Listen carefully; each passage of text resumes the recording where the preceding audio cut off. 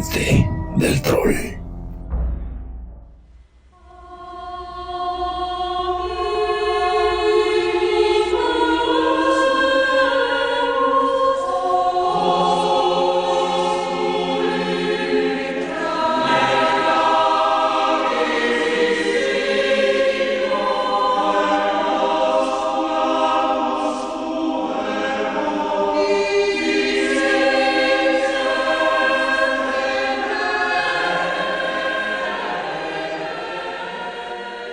En el episodio anterior, Anneliese regresó finalmente a casa, pero no regresó siendo la misma chica, alegre y decidida a terminar su carrera, que se había marchado en primer lugar. El regreso se dio la mañana del 9 de mayo de 1976, cuando sus padres, junto con Peter, su novio, Bárbara, una de sus hermanas, fueron por ella al campus en auto, porque ahora la única manera de trasladarla era cargándola y moviéndola entre varias personas. Anneliese estaba tan débil y desgastada que no podía viajar en transporte público. Efectivamente, tomó la ayuda de varios de los miembros de su familia, subirla al automóvil y moverla, porque su comportamiento también era errático. Un minuto estaba bien, al otro minuto gritaba, maldecía con una voz extraña. Cuando llegó a casa, Anneliese también mostró problemas para dormir. No solo no estaba comiendo, tampoco estaba descansando de manera apropiada. Y como dijimos al final del episodio anterior, esto había comenzado a afectar sus ciclos menstruales. La mayoría de las fotografías de Anneliese Michel son de esta época. Claro, si buscamos las fotografías más morbosas. La foto más famosa del caso de Anneliese Michel, la más usada en las portadas de los libros, todavía nos muestra a una jovencita sana y sonriente. Pero las fotografías de los últimos días de su exorcismo nos muestran un cadáver parlante. Para entonces, sus ojos ya estaban hundidos, ojerosos por insomnio e inanición. Y esto no es todo. La piel de Anneliese también estaba lastimada en varias partes de su cuerpo. Esto se debía a que Anneliese comenzó a autoflagelarse. Pero más que una flagelación explícita, tomar un látigo y golpearse, Anneliese ni siquiera tenía la fuerza para hacer esto. Lo que ella hacía era golpearse la cabeza contra el piso, contra los muros de su propia casa, y cuando se le restringía a su propia cama, utilizaba sus propios dientes para morderse la piel, y a veces incluso se movía contra las paredes rugosas junto a su cama y se raspaba el rostro simplemente para castigarse. Cuando Anneliese tenía periodos más conscientes, periodos que llamaríamos de claridad, le pedía a su familia que por favor la ataran. Átenme las manos y los pies. No quiero seguirme lastimando. Los padres de Anneliese formaron una protección en torno a su cama con colchas y almohadas. Su cuarto de repente parecía más el de una persona institucionalizada que el de una persona, comillas, poseída. A pesar de esto, la cara de Anneliese siempre estaba llena de moretones. Este comportamiento, que voy a decirlo, es claramente autodestructivo y muy perturbador, no convenció en ningún momento a la familia de llevar a la joven al hospital. Sus maestros, al enterarse de su estado, simplemente extendieron su fecha de entrega de tesis y Anneliese logró finalizar y entregar su tesis el 28 de mayo de 1976. ¿Cómo afirmas que una joven no está dentro de sus cabales? ¿Cómo afirmas que está poseída? ¿Cómo afirmas que no está consciente de lo que hace y justificas su actitud así? Y por otro lado, la obligas a terminar una tesis que Anneliese terminó, al parecer, con un grado de conciencia lo suficientemente bueno para que la consideraran una tesis finalizada. Pero había algo filtrándose a través de las palabras de Anneliese que a mí me queda muy claro. El siguiente fragmento que les leo es parte de la tesis de Annelies. Que nos quede claro que Jesús no curó a todos los enfermos. Al preguntarnos por qué, se puede contestar que para Dios solo cuenta el estado del alma de una persona.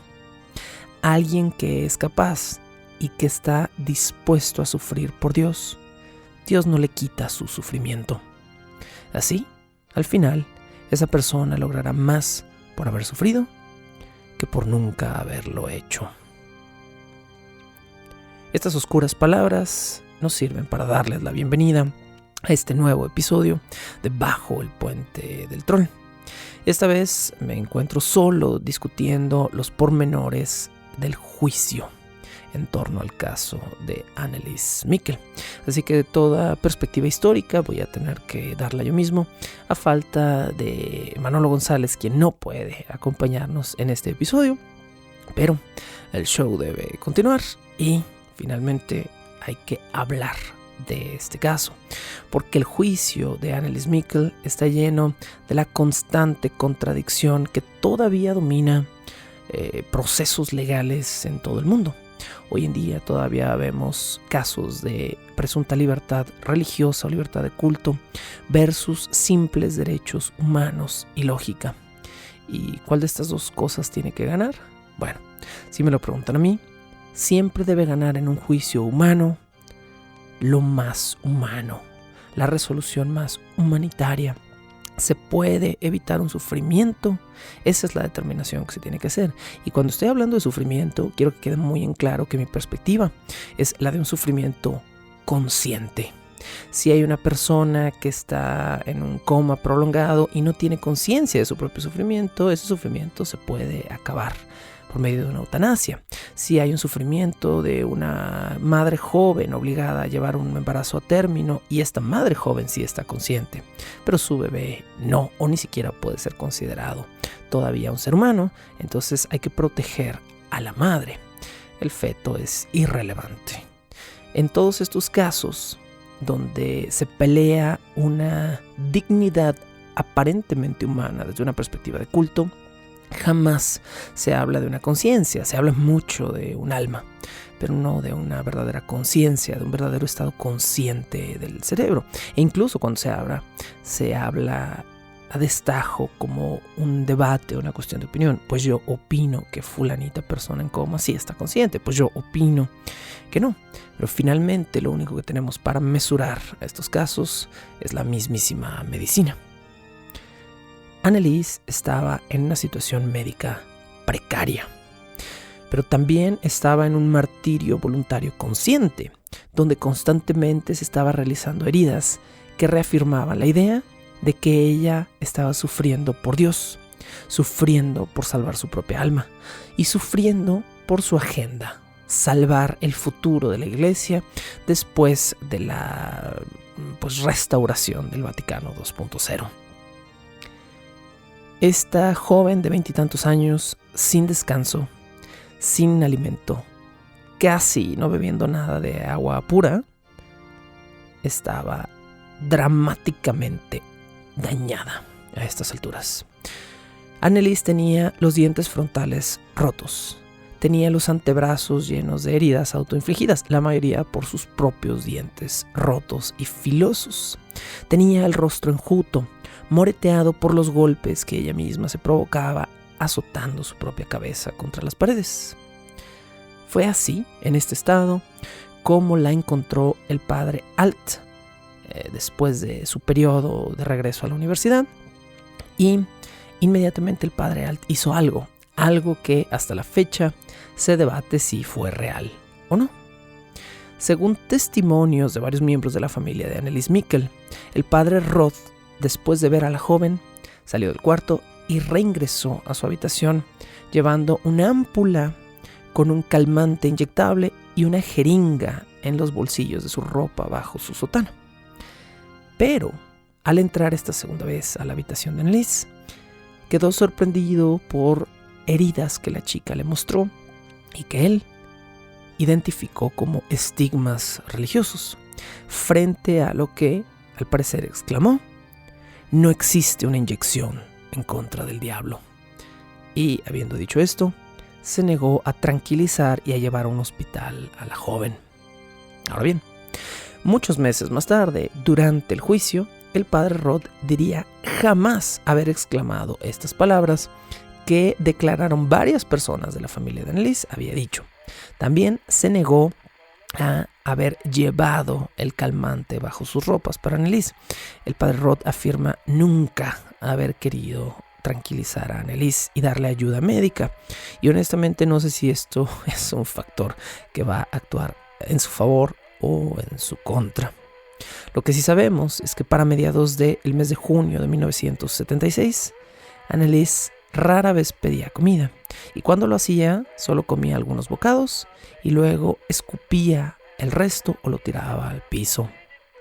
Había días en los que simplemente bebía 1 litro de jugo, a veces 2, pero no comía absolutamente nada más, por lo que su cuerpo estaba en un estado de pánico. Su cuerpo estaba alimentándose de azúcar, pero no tenía vitaminas, no tenía proteína para regenerar su músculo, y esto obviamente iba a llevarla a un estado de shock. El 24 de junio, Alt le escribió al obispo. Le dijo que estaba preocupado por las heridas y por el estado general de Anneliese, y porque unos días antes, Anneliese, que no estaba restringida de manos y pies por sus padres, había decidido ponerse de pie y correr a atravesar un panel de vidrio gigante, por lo que ahora tenía un ojo cortado, cuyo párpado estaba completamente cerrado y se había infectado de gravedad. Alt declaró en la carta para el obispo que, aunque estaba preocupado, su consuelo como sacerdote es que él, comillas, cito, sabía, esta es la palabra que él usa, que Dios jamás iba a dejar morir a un alma poseída. Así que aunque estaba preocupado por el sufrimiento y el estado de la chica, no creía que nada serio fuera a pasarle. Desnutrida, con infecciones en la piel, atada a veces de manos y pies, Anneliese continuó con sus exorcismos bajo la tutela del padre Renz el día 9 de junio de 1976. Unos 11 días después, en una carta enviada por Renz al obispo el día 20 de junio, el sacerdote le informaría al obispo que las heridas de la chica, incluida la del ojo, habían mejorado, pero que ahora tenía una fea y prominente herida en la nariz y que lo más grave de su condición visible eran sus rodillas. ¿Por qué? Bueno, recordarán de episodios anteriores que Anneliese hacía genuflexiones, se hincaba obsesivamente. A estas alturas de su patología, a estas alturas de su degradación psicológica, Anneliese estaba haciendo en promedio 600 genuflexiones diarias. Las genuflexiones cuentan como cardio, no estoy haciendo una comparación ridícula, pero una de las formas más primarias de cardio es bajar, hincarse o bajar sobre el pecho. Y lo que estaba haciendo Anneliese con el consumo calórico diario que ella tenía en su cuerpo para gastar era un déficit peligroso. Por momentos, Anneliese recuperaba la conciencia. Su mente, tan desgastada dentro de su cuerpo, a veces le permitía mantener conversaciones comunes y cotidianas con Peter o con algunos miembros de su familia, como con sus padres o sus hermanas. Cuando estaba a solas con Peter, según testimonio del muchacho, Anneliese le decía a su novio que por favor él convenciera a su familia de que jamás la llevaran a un hospital, que por favor dejaran de administrarle drogas, que jamás la tranquilizaran. Y Peter declaró eventualmente que, siendo Anneliese una adulta de 20 y tantos años de edad, él pues respetaba sus decisiones y por órdenes de él, su familia también las respetaba. El 27 de junio de 1976, Anneliese tuvo una fuerte fiebre. Pero como se negaba a tomar medicamentos, su familia tuvo que desnudarla parcialmente y bajarle la fiebre con compresas frías. El padre Alt por primera vez sugirió traer a un médico para que bajara la fiebre, Pero cuando se consultó a Roswitha, la hermana de Annelies, Roswitha se negó en nombre de Annelies y Annelies se puso de pie y comenzó a hacer genuflexiones de manera obsesiva, lo que, sorpresa, sorpresa, aumentó su temperatura corporal. Este es el comienzo de lo que vamos a llamar el último exorcismo de Annelies Michel, que sucedió el 30 de junio de 1976. Presentes este día en casa de la familia Michel estaban Josef, el padre de Annelies, Ana, su madre, Bárbara y Roswitha, dos de sus hermanas, y Peter, su novio. Fue el padre Renz quien guió los rezos, a pesar de que a estas alturas, como no se había controlado correctamente, la temperatura corporal de Annelies estaba en los 40 grados centígrados, una temperatura riesgosa para el cerebro y para algunos órganos internos. Es una temperatura suficiente para causar alucinaciones visuales o desconcierto en un paciente. Bueno, a medias del ritual, Annelies de repente clamó a gritos por absolución. Absuélvanme, por favor, de todos mis pecados. El padre Renz se acercó a la chica, la absolvió y la chica guardó silencio. Después se puso de pie y comenzó a realizar más genuflexiones de manera obsesiva, empeorando su fiebre aún más. Cuando finalmente su comportamiento se detuvo, Annelies se tiró en su cama, mandó llamar a su madre y le dijo: «Madre, por favor, quédate conmigo. Tengo miedo». Esto sucedió exactamente a las 12 de la noche, en el cambio entre el 30 de junio y el 1 de julio de 1976. Josef, el padre de Annelies, fue a checar a Annelies varias veces durante la noche y como la vio tranquilamente dormida, no se acercó nuevamente a ella hasta las 8 de la mañana. A las 8 de la mañana del 1 de julio de 1976, Josef Michel movió desde el hombro el cuerpo de su hija y se dio cuenta de que Annelies Michel había muerto aquella madrugada.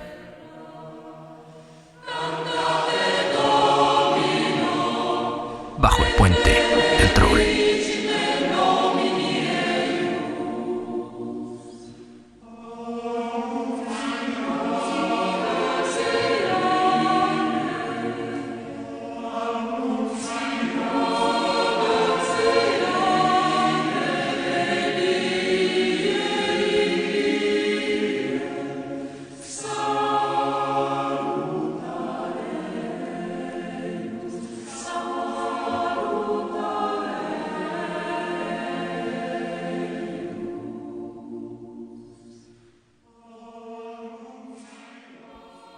Madre, por favor, quédate conmigo.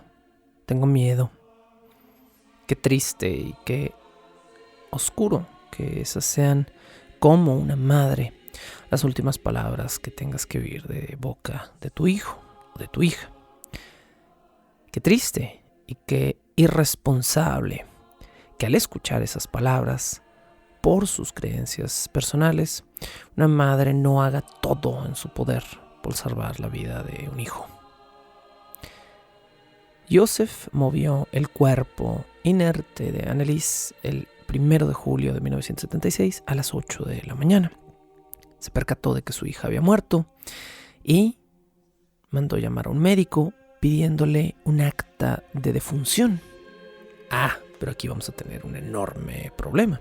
Cuando Josef le marcó al médico general, al médico de cabecera de su familia, reportó el incidente exactamente como eso, como un incidente. Mi hija, quien tuvo fiebre durante la noche, parece haber muerto repentinamente en su cama.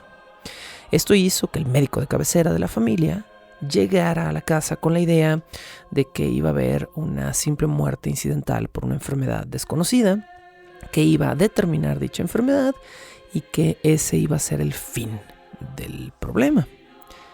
Afortunadamente, el médico cometió un error, y ese error es el motivo por el cual todo el planeta conoce ahora este caso. La mañana del 1 de julio de 1976, Ana llamó al padre Alt y le dijo lo que había sucedido. Le dijo que Anneliese había muerto dormida. El padre Alt la reconfortó diciendo que estaba 100% convencido de que eso no podía ser verdad, de que un poseído no podía morir. Pero cuando la madre de Anneliese le confirmó esta información, el padre Alt entró momentáneamente en shock. En su fanatismo religioso, sacerdotes y familiares siguieron tratando de alentarse, diciendo que aquello era parte de alguna especie de plan divino, que todo era un plan, que todo era conveniente, como todo es conveniente y adecuado bajo los ojos de la fe ciega. El doctor Roth fue el médico de cabecera, a quien ya conocíamos desde el principio de esta temporada, que estimó el momento de la muerte y declaró que había sucedido cerca de las 6 de la mañana. Eso quiere decir que si alguno de los padres de Anneliese quizá hubieran revisado su estado durante esa madrugada en la que creyeron que estaba durmiendo tranquila, quizá pudieron haberla salvado, pero a estas alturas del juego, según las opiniones médicas del caso, Anneliese tenía días enteros condenada a morir. En el momento en el que el Dr. Roth estimó la muerte de Anneliese, debió haber llevado consigo el certificado de función. Este es el error del que les hablo.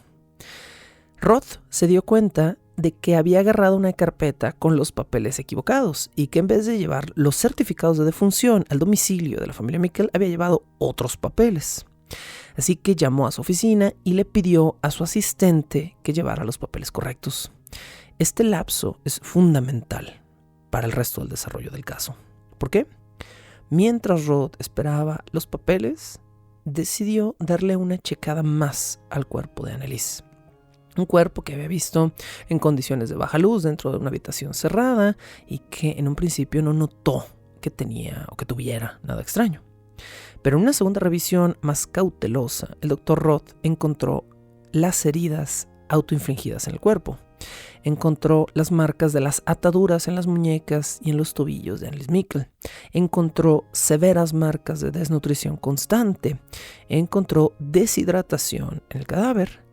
Y, a diferencia de cómo había pensado en su primer análisis, determinó que no iba a escribir la causa de muerte hasta que no realizara una autopsia. Durante la autopsia realizada a Anneliese Mikkel, el Dr. Roth escribió la verdadera causa de muerte. Lo que mató a Anneliese fue inanición. Anneliese había muerto de hambre y había agravado su condición mucho más mientras tenía fiebre y hacía genuflexiones. Esto fue suficiente, una vez que quedó escrito por puño y letra del padre Roth, para que Alemania comenzara una investigación formal contra la familia Mikkel, e incluso contra los sacerdotes y contra los amigos de Anneliese. Lo más interesante es que nada de esto, toda esta temporada que les estoy platicando, no existiría, no hubiera tenido el impacto si el médico simplemente hubiera determinado que habría sido una muerte accidental, no hubiera habido una investigación, no hubiera habido un juicio y Anneliese hubiera sido olvidada o quizá mistificada como una simple mártir que murió por venia de Dios. Pero, como era debido, el Estado arrancó un proceso legal por una investigación criminal contra los Mikkel y el juicio comenzaría cerca de un año después de la muerte de Anneliese.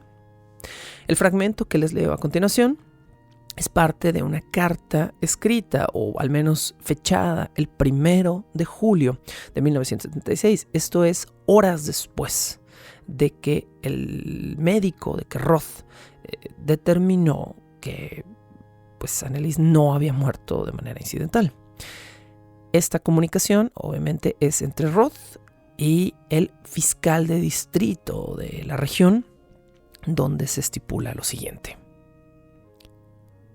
Hoy a la 1:30 tuve una llamada telefónica con el padre Alt. No me dio su dirección, describió un caso de exorcismo para mí y me dijo que lo había llevado a cabo en nombre de una jovencita llamada Anneliese Mikkel Klingenberg. Me describió sus tratamientos previos y me dijo que estos no habían tenido éxito. Cuando llamé a la corte, el empleado local me dijo que Josef Mikkel, el padre de la joven, había ido a la oficina médica alrededor de las 9 de la mañana para solicitar un certificado de defunción para su hija. Dijo que había tenido una fiebre muy alta y que había muerto de una manera inesperada esa mañana. El empleado llamó a casa para hablar con el Dr. Roth. No obtuvimos confirmación de si el Dr. Roth era o no en ese momento un médico de verdad. El Dr. Roth dijo no tener la requisición correcta e informó que no haría una sin una autopsia. Luego de llamar al médico general, se me informó que el cuerpo de la joven reveló estar tibio y tener señales claras de inanición y abrasiones en la piel. El médico no declaró muerte natural y sugirió hacer la autopsia. También se me dijo que él mismo había visto a la joven en estado de buena salud tan tarde como en octubre de 1975. He solicitado al Instituto Forense de Medicina de Wurzburgo hacer las preparaciones para la autopsia. Esta carta que escribe el fiscal de distrito horas después de la muerte de Anneliese es el verdadero comienzo legal de todo el caos que viene, pues, por el resto del episodio del día de hoy. Lo más sospechoso en estos documentos es la discrepancia de la declaración del padre de Anneliese con los registros médicos. ¿Por qué tú como padre irías y dirías, es que anoche, no, mi hija estaba bien, pero anoche se durmió, le dio fiebre y amaneció muerta? Omitiendo todos los detalles de que tu hija tenía años enferma, de que tu hija estaba pasando por un proceso desgastante, de que tu hija estaba desnutrida. Obviamente hay una intencionalidad en Josef. Obviamente él quería ocultar de alguna manera que la muerte de su hija había sucedido por o como consecuencia de un proceso de exorcismo. Pero, bueno, la evidencia médica no mintió en este caso y fue suficiente evidencia como para que de inmediato se alertara a los medios de Alemania. El padre Haim recibió casi al mismo tiempo de otras personas una copia de todas las cintas, de todos los cassettes de exorcismo que le envió la mismísima Thea Heim. Y el padre Haim decidió liberar públicamente estas grabaciones, pero de inmediato la mayoría de las copias fueron incautadas, porque como había comenzado un proceso legal, judicial, las cintas fueron consideradas como evidencia directa. Al respecto de la primera impresión de la prensa para con el caso, el padre Alt comentó lo siguiente. La prensa antirreligiosa etiquetó de inmediato el material de las cintas como medieval. Y por supuesto, varios teólogos que claramente ya no tienen fe verdadera, declararon al diablo con el demonio. El día 13 de julio de 1977, es decir, un año y días después de la muerte de Anneliese, los dos sacerdotes principalmente involucrados en el caso, es decir, Renz y Alt, y los padres de Anneliese, Josef y Anna, fueron acusados formalmente de homicidio negligente. Se salvaron de esta acusación el padre Rodevik y el obispo Stangl, que no fueron acusados porque, aunque estaban involucrados en el caso, no estuvieron presentes el día de la muerte de Anneliese. Después de las acusaciones formales, la iglesia comenzó a tratar de ayudar, corriendo rumores de que una supuesta monja carmelita de nombre indeterminado había tenido visiones recientes sobre el caso y que para comprobar que este era un caso que le correspondía a lo divino y no a lo judicial, debían exhumar el cuerpo de Anneliese, el cual, por obra y gracia divina, una vez sacado de su tumba, no mostraría ninguna señal de descomposición. Una movida también extraña de parte de la iglesia, ¿no? Ahora no, espérenme, antes de que empiecen el juicio, dense cuenta de que esto sí es obra del poder divino. Saquen el cadáver de la pobre chica de donde está y exhíbanlo, porque se van a dar cuenta de que nosotros tenemos razón. Okay. Bueno, esto por supuesto provocó un circo mediático, no hay otra manera de decirlo. Los medios fueron corriendo al cementerio mientras se dirigía ahí la familia Mikkel con la excusa, una excusa no religiosa, para exhumar el cuerpo el 25 de febrero de 1978. Esto es justo antes del comienzo del juicio, es decir, la acusación formal fue a mediados del 77 y el juicio iba a comenzar a principios de 1978. ¿Cuál fue la supuesta justificación? Bueno, los Mikkels pidieron permiso para exhumar el cadáver de Anneliese, argumentando que su muerte repentina había provocado que no la enterraran en un ataúd de mejor calidad y que ellos como familia tenían el derecho de, luego de la autopsia, complacerse a sí mismos con la idea de darle un mejor descanso religioso a su hija, de manera que tenían también el derecho de pedir que se exhumara el cadáver. Argumentando esta razón legalmente válida, el gobierno le permitió a los Mikkel exhumar el cadáver, pero este permiso solo se extendía a los Mikkel, por lo que ni Peter, ni los sacerdotes, ni los medios, ni nadie podía estar presentes durante la exhumación. Solo, además de la familia, estaría presente un médico. Bueno, la tarde del 25 de febrero había en torno al cementerio un grupo grande, no enorme, pero grande, de creyentes que apoyaban a los Mikkel, que intentaban entrar al cementerio del cadáver. Había prensa con cámaras, reporteros, curiosos, chismosos. Estaban presentes Peter, el padre Renz, así como las hermanas de Anneliese. Pero nuevamente, solo los Mikkel tenían permiso legal de entrar y ver el cadáver de Anneliese. Así que la policía retiró cámaras, reporteros, curiosos del lugar. Peter y Renz no pudieron entrar, pero la familia Mikkel y el médico en turno, encargado de revisar el caso, sí lo hicieron. La familia Mikkel no quiso hacer declaraciones por una razón muy clara. El reporte médico estipuló que tras la remoción de la mortaja, el nivel de corrupción del cuerpo era el esperado. En otras palabras, no había milagro, no había nada que presumir. Era el cuerpo putrefacto de una jovencita que pudo haber vivido el resto de su vida en paz, o por lo menos más sana, de haberse tratado médicamente y de haber aceptado su diagnóstico de epilepsia, en vez de ir por un diagnóstico religioso de exorcismo y posesión. Tras esta última patada religiosa de ahogado, ahora sí, el juicio comenzó sin más demora, y el Estado se lanzó contra los Mikkel y contra los dos sacerdotes oficialmente el día 30 de marzo de 1978. Por supuesto, esta fue una primera plana en muchos diarios locales y toda Alemania de repente estaba en shock. No podía creer la gente que cerca de los años 80 del siglo XX tuvieran que estar leyendo un caso de que a unas casas de distancia un grupo de sacerdotes había exorcizado en secreto a una jovencita hasta matarla.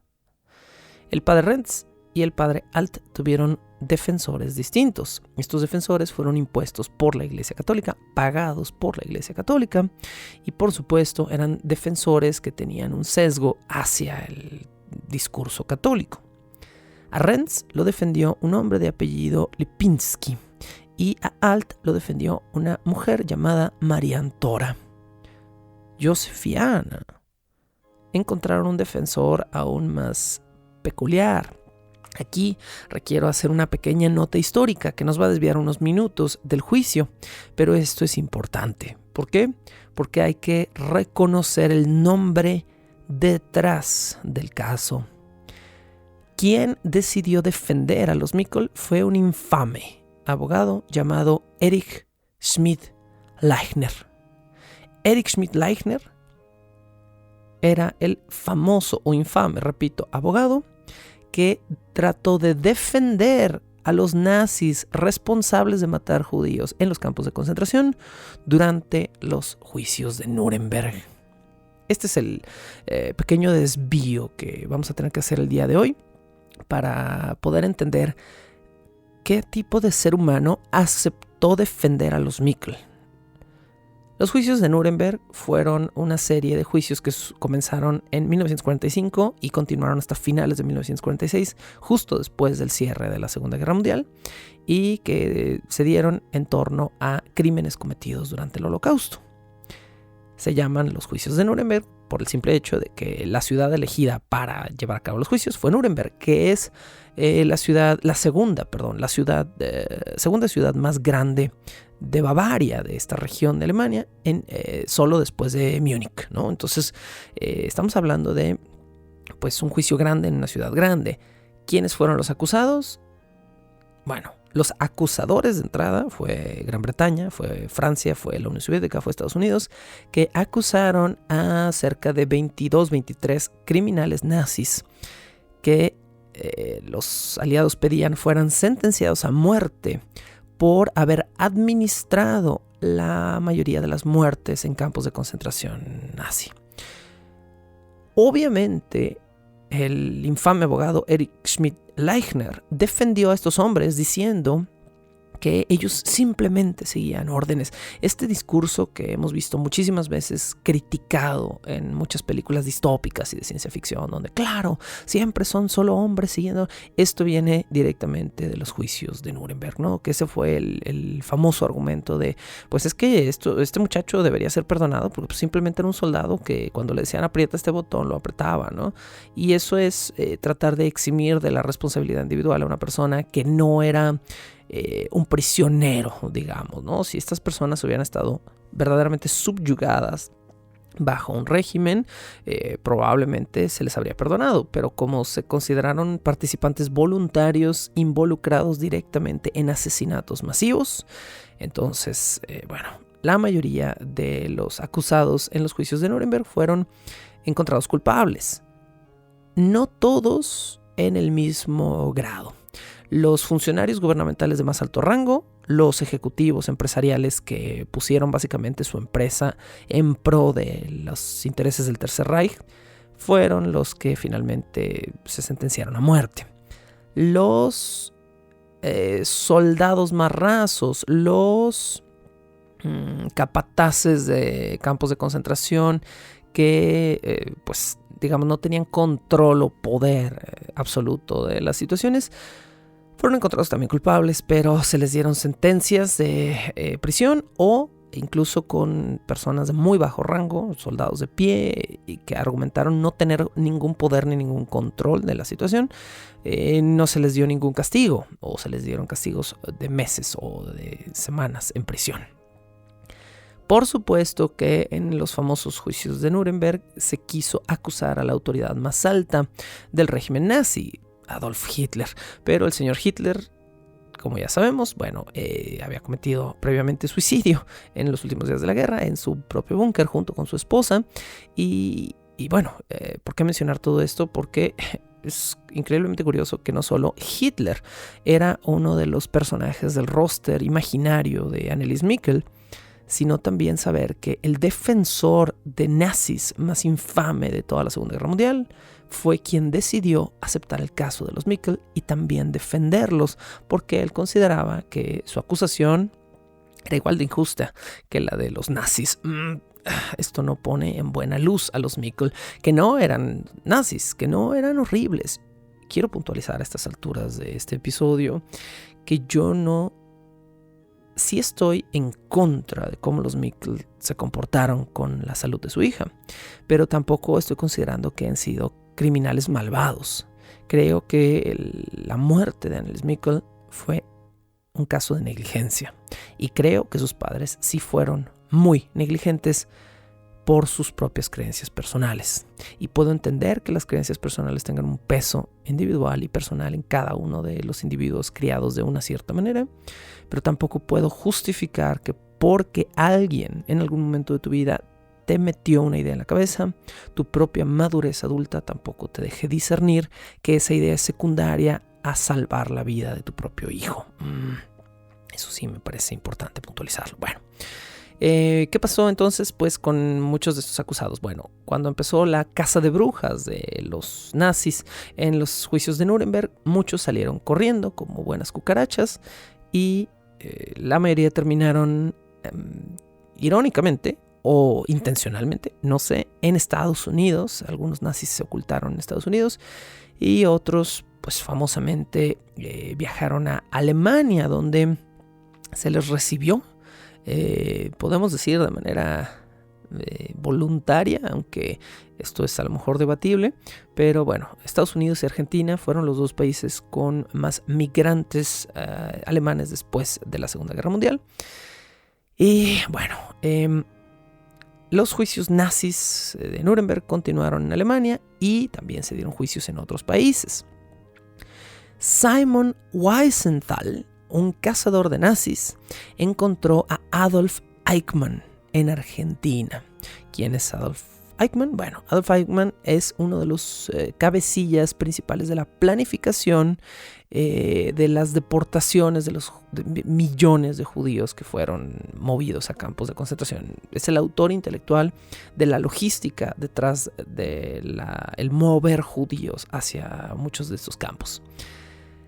Eichmann fue finalmente llevado a un juicio en Israel, ¿no? O sea, lo mandaron directamente a la boca del lobo para que el lobo se lo devorara. Y bueno, después de un centenar de testimonios de personas que habían visto a Eichmann de pie mirándolos mientras se subían a trenes y eran condenados a viajar a campos de concentración, de los cuales fueron salvados o sobrevivieron por azar, Adolf Eichmann, quien estuvo un ratito vacacionando en Argentina, fue llevado a Israel y fue encontrado culpable de sus crímenes y ejecutado en 1962. Y bueno, el abogado más famoso que defendió a esta gente, Erich Schmidt-Leichner, era el abogado de los Mikl. Por eso hago esta pequeña digresión, no tan pequeña. Antes de comenzar los procedimientos formales del juicio, Josef Mikl quiso que la sesión legal comenzara con una oración. Se puso de pie frente al juzgado y les dijo a todos en la corte que iban a rezar. Y en ese momento el juez encargado del juicio, Bolender, me parece que es el nombre, Bolender de este juez. El juez Bolender detuvo el intento de Josef Mikl y le dijo: ahora estamos en un juzgado. Esto no es una iglesia. Ya no es tiempo de orar, señor Mikl. Y con estas palabras, bueno, Josef Mikl se sentó sabiendo que nadie en el juzgado estaba de su parte. Los abogados de los sacerdotes y de los Mikl solicitaron que se omitieran todos los cargos contra los padres de la joven, es decir, que el juicio se centrara simplemente en los sacerdotes, porque los padres no habían sido los directamente responsables del exorcismo de Anneliese. Pero el juez negó la petición. Los jueces entonces solicitaron que por favor se retirara al experto contratado por la corte para hablar en contra de los exorcismos, porque era un hombre racional, riguroso, científico, que claramente iba a estar sesgado en contra de los exorcismos. El juez, que tenía un enfoque totalmente legal en este caso, negó la petición. El juez solo tenía una cosa en mente: la causa de muerte es homicidio. Aquí hubo un homicidio, haya sido negligente, culposo, pero hubo un homicidio, y todo homicidio tiene un responsable, un culpable, y yo quiero encontrarlo. Esa era la postura de este juez, ¿no? Si esto no fue muerte incidental, si esto no fue una simple enfermedad, si los factores finales de la muerte de Anneliese fueron causados por alguien, yo quiero a ese alguien, dijo el juez. Los padres de Anneliese, a partir de ese punto, se negaron a testificar públicamente, hasta después del juicio, donde sí hubo algunos testimonios. Cuando los sacerdotes testificaron, se presentaron como el padre Renz, el padre Alt, y en ese momento el juez también detuvo el juicio y dijo: no, en mi corte ustedes no tienen cargo. Ustedes son el señor Renz y el señor Alt, y por el resto del juicio nos vamos a referir a ustedes de esta manera, porque ustedes quieren causar un sesgo de protección haciendo que la gente piense en ustedes como dos personas que responden a una autoridad presuntamente superior. Y yo no quiero esto. Entonces ustedes, por el resto de este juicio, son el señor Rentz y el señor Alt, sin cargo religioso, y así es como nos vamos a referir a ustedes, y así es como los vamos a juzgar. Rentz y Alt fueron acusados de haber violado leyes que supeditaban a las leyes religiosas que ellos decían responder. Solo se les imputó un cargo serio. Estaban acusados ambos de matar de hambre a una jovencita que habían dicho que iban a curar. Y el juez ni siquiera usaba ocasionalmente palabras como exorcismo. A él no le interesaba si había o no un exorcismo del cual hablar. A él solo le interesaba que hubiera habido un adulto responsable consciente detrás de un proceso y que ese proceso hubiera matado a una persona. En el juicio, muchos de los presentes en la audiencia se burlaron del padre Alt por su postura extremadamente religiosa. ¿Por qué? Porque Alt dijo lo siguiente: Su señoría, usted se ríe de lo que yo digo, y sí, 50 millones de personas también se pueden reír. Pero les digo que nosotros sacamos a 6 demonios de adentro de esta joven. Respaldo lo dicho porque yo sí soy un auténtico creyente de la Iglesia Católica. La frase 50 millones también se pueden reír apareció en primera plana en casi todos los diarios locales al día siguiente de comenzado el juicio. Alt declararía después lo siguiente: cuando me confrontan con varios teólogos modernos, pues inmediatamente me doy cuenta de que sin duda ya no creen en el diablo. Le dije al juez que esta postura no era la mía y que por lo tanto no era mi responsabilidad. Respaldo todo lo que dije. Yo soy un auténtico representante de la auténtica creencia de la Iglesia Católica. Alt, orgulloso hasta el final, soberbio hasta el final, sin aceptar ningún error. Durante el juicio, el padre Alt también declaró que nunca creyó que Anneliese estuviera enferma, que él estuvo de acuerdo con cada acto de martirio que la chica realizó, que si se estrellaba la nariz contra una pared, eso estaba bien, que si se estrellaba contra un panel gigante de vidrio y se rebanaba el ojo hasta casi sacárselo, eso estaba bien, porque era parte de un martirio designado por Dios. Y Alt estuvo de acuerdo con hacer públicas las cintas del exorcismo, porque él creía que las cintas se convirtieran en una prueba irrefutable de que el mal, el diablo, era una entidad espiritual real. Si yo hubiera creído que en realidad esta chica estaba físicamente enferma, yo y el padre Rentz hubiéramos buscado ayuda médica, declaró Alt. Alt también defendió su punto de vista diciendo que el acento y los modismos de Anneliese, en su perspectiva, cambiaban totalmente cuando la chica se mostraba poseída. Bueno, pues las mismas grabaciones de audio que los sacerdotes tan orgullosamente presentaron como comprobación fue lo que hizo que los expertos lingüísticos que analizaron estas cintas se dieran cuenta de que esto no era verdad. Varios expertos durante el juicio analizaron las grabaciones del exorcismo y declararon que Anneliese jamás cambió su léxico o su forma regional de hablar, solo cambiaba su entonación.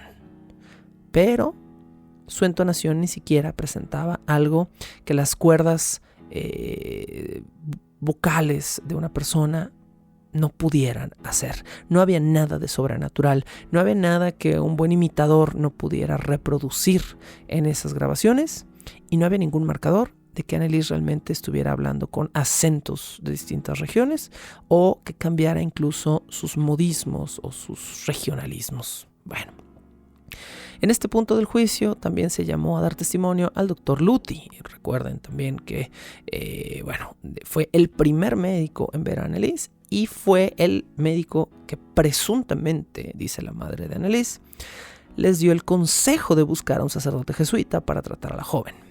¿Qué declaró el doctor Luthi bajo juramento durante el juicio? Él dijo: yo jamás les pedí que vieran a un jesuita. Y en ese momento, en voz baja, quedó registrado, la madre de Anneliese, Ana, dijo durante el juicio: sí lo dijo. Yo estaba ahí y lo escuché cuando lo dijo. Dijo, tendrán que ir con un jesuita. Esta es la declaración de la madre de Anneliese versus lo que dijo bajo juramento el Dr. Luthi. Esto ya se los había comentado en un episodio anterior. Este es un punto que todavía se debate porque pues ambos tenían de alguna manera un motivo para protegerse a sí mismo, ¿no? El doctor por proteger su reputación, su carrera, su licencia, y la madre por protegerse a sí misma, decir, bueno, en primer lugar yo no hubiera llamado a un exorcista para mi hija, pero este fulano de la salud me dijo que sí. A mí me sigue pareciendo interesante algo que ya había mencionado previamente, que desde una perspectiva popular, la recomendación habitual es que estas cosas siempre giren en torno a un jesuita, ¿no? Un jesuita, y tiene que ser un jesuita. Y los jesuitas no son ni los más versados ni los más conocedores, ya habíamos dicho antes en este programa, en el ritual del exorcismo. Están tan versados como cualquier otro sacerdote, pero no son los jesuitas la orden predilecta para los exorcismos.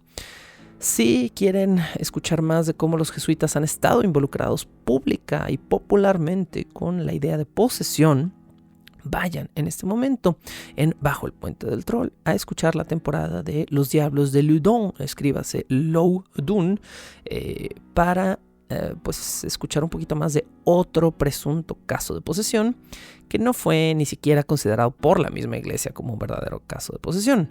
Este fue el caso de un sacerdote llamado Urbain Grandier, que un grupo de sacerdotes jesuitas llevaron a un proceso de falsa posesión demoníaca, porque en realidad este sacerdote no estaba poseído por el diablo. Fue un sacerdote que se acostó con la hija de un hombre poderoso en el pueblo, que después lo odió, y fue un sacerdote que públicamente escribió una carta en contra del rey de Francia. Y estos dos eventos le dieron permiso a la iglesia de considerarlo un poseso demoníaco, un brujo, y de quemarlo en la hoguera. Si les interesa este caso, vayan a escuchar Los Diablos de Loudun en este momento. También es interesante para mí reiterar que el exorcismo moderno más famoso anterior al de Anneliese Michel sucedió en 1949 en Washington, D.C., donde un grupo de exorcistas exorcizaron a un niño de cerca de 11-12 años de edad que hoy en día se conoce bajo el nombre de Roland Doe o Robbie Mannheim. Cuando digo Roland Doe, no es Rolando, sino Roland Doe, como John Doe, ¿no? Este mote que se usa en inglés para determinar a un Juan Pérez, a una persona indeterminada. Esto es porque la identidad del misterioso Robbie Mannheim o Roland Doe jamás ha sido revelada para protegerlo, pero fue en el caso de este chiquillo en el que se inspiró directamente la película del Exorcista de 1973, que siempre me quedará la duda de si Anneliese vio o no. Bajo el Puente del Troll.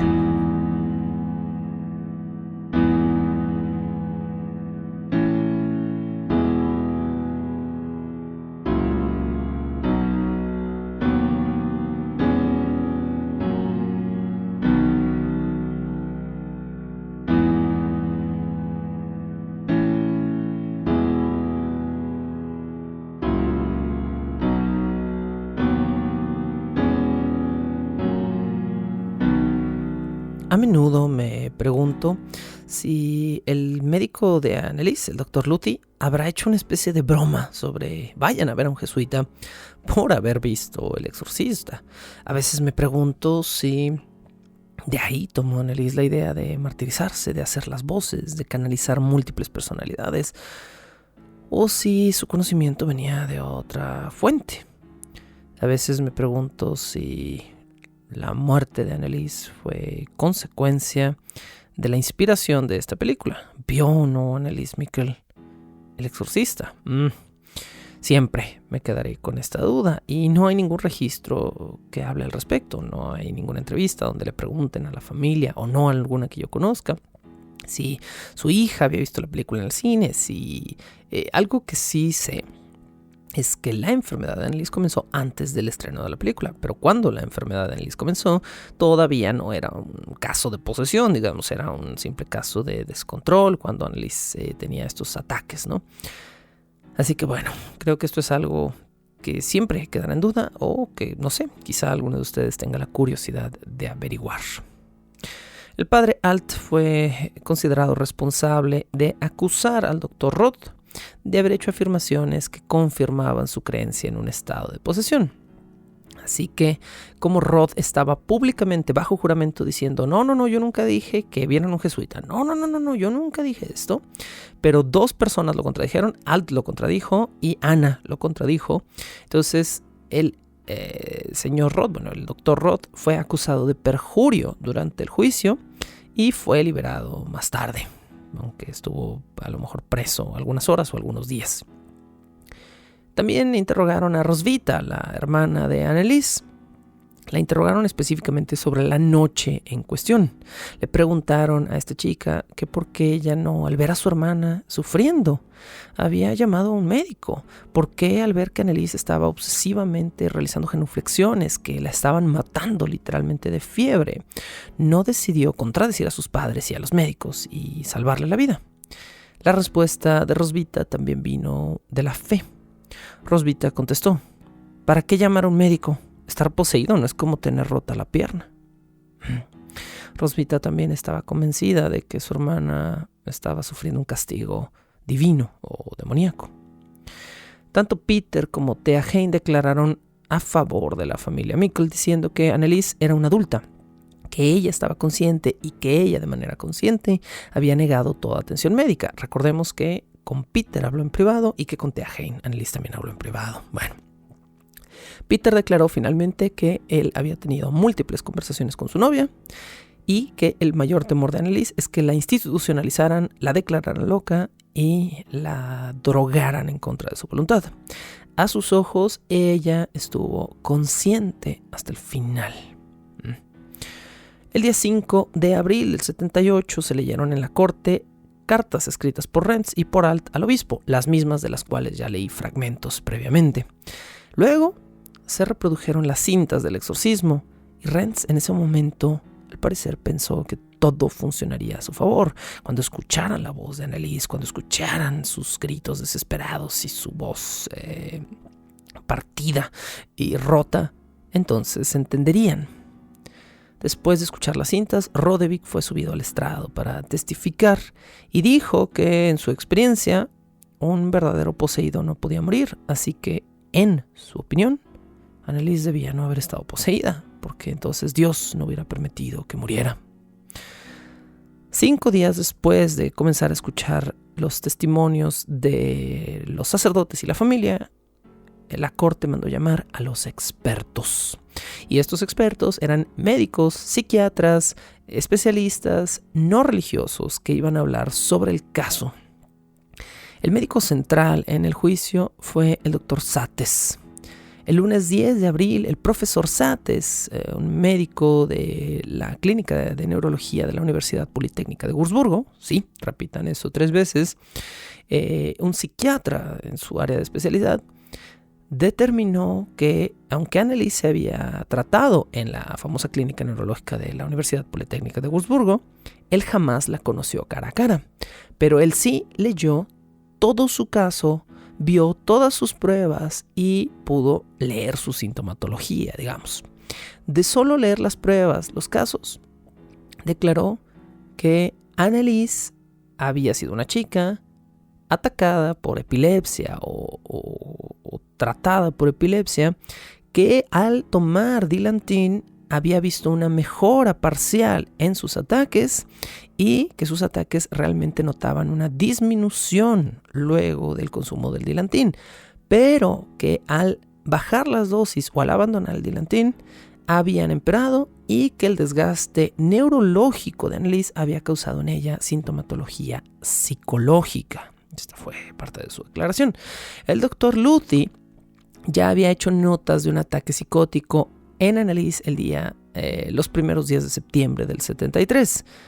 Y más o menos por estas fechas comenzaron los ataques de ausencia más leves de la chica, que fue justo cuando le dieron el Dilantin. Entonces, en la visión del doctor Sates, el Dilantin había detenido los ataques más fuertes, pero había revelado los ataques de ausencia. tras escuchar las cintas de audio, el doctor Sates declaró que el tono de Anneliese, el tono monótono de Anneliese, implicaba que ella era sumisa a sus demonios desde una perspectiva psiquiátrica, pero que al escucharla no notaba nada distinto a otros pacientes psiquiátricos a los que había atendido y que de ninguna manera creía que Anneliese estaba poseída o que había una verdadera fuerza sobrenatural. Pero él pensaba que Anneliese sí creía en sus palabras. Es decir, él no creía que Anneliese fuera una farsante, o él no creía que Anneliese estuviera tratando de manipular al mundo para hacer una nueva reforma vaticana.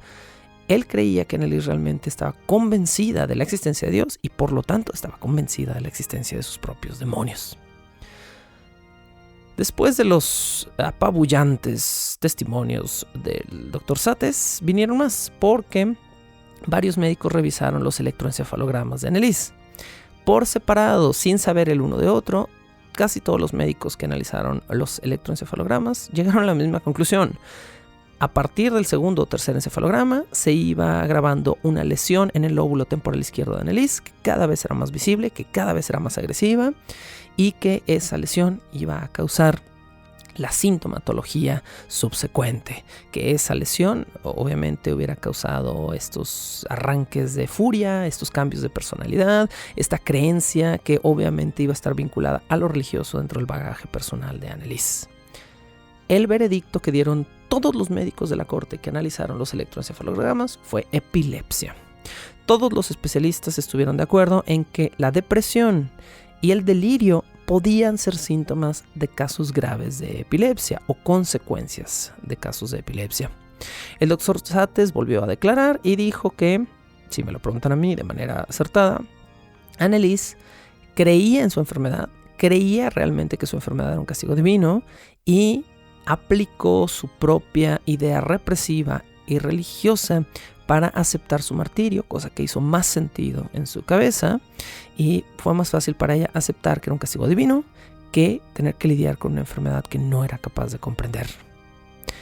Si bien los síntomas de Anneliese comenzaron en 1973, el no atenderlos de manera prolongada, o de forma correcta, pero a un lapso prolongado, provocó delirios y una sensación de pérdida de control en Anneliese, lo que la llevó a una degradación mental. Esto es parte de... No estoy exactamente citando, estoy leyendo como pedacitos, fragmentitos de distintas áreas de la declaración, pero bueno, esto es parte de lo que los médicos en 1978 determinaron de este caso. En la opinión de Sates, las propias conceptualizaciones de martirio y de sufrimiento de Anneliese eran una forma fácil para ella de darle sentido a su enfermedad, como ya dije, y esto hizo que su enfermedad deviniera en una psicosis autosugestiva. Es decir, la chica se estaba autosugestionando para aceptar o para ver las cosas que ella quería ver, siempre y cuando vinieran de una causa que ella pudiera creer. Demonios, sí; epilepsia, no. En su opinión, antes de abril del 76, Anneliese todavía se hubiera podido salvar. Es decir, si hubieran detenido el exorcismo después de que Anneliese se fue a las clases y regresó y no quería comer y se empezó a desmayar y se peló las rodillas, si hubieran detenido los exorcismos en ese momento y lo hubieran llevado a un hospital, Anneliese estaría viva, probablemente hasta la fecha, aunque ya estuviera grande, o a lo mejor ya estaría por morir, pero quién sabe, ¿no? Pero para el mes de junio, en mente del Dr. Sates, su cuerpo ya había entrado en un proceso degenerativo sin remedio, su mente también. Esta declaración se sumó a la de que el Dr. Luthi, a lo que sabemos de que el Dr. Luthi había eliminado el medicamento o bajado la dosis en Anneliese, de que Anneliese no era muy rigurosa con sus dosis, y se generó un debate en la corte sobre la funcionalidad del Dilantin, que pues sabemos hasta la fecha, como me informa un mecenas precisamente durante la creación de esta temporada, se sigue usando. El Dilantin sigue siendo un medicamento que controla la sintomatología, pero como esta persona bien me decía, no porque parte de la sintomatología esté controlada, se detiene la enfermedad, y el paciente siempre debe de estar consciente de cuáles son sus gatillos. para que no desate ataques innecesarios. Entonces, si los gatillos vienen de iluminación, si los gatillos vienen de impactos, de música, de ruido fuerte, que son algunos de los gatillos más comunes de la epilepsia, evitar estos gatillos a pesar de estar medicados. Bueno, me parece, a lo mejor me estoy confundiendo, no sé si el que se usa todavía es el Dilantin o el Tegretol, podría ser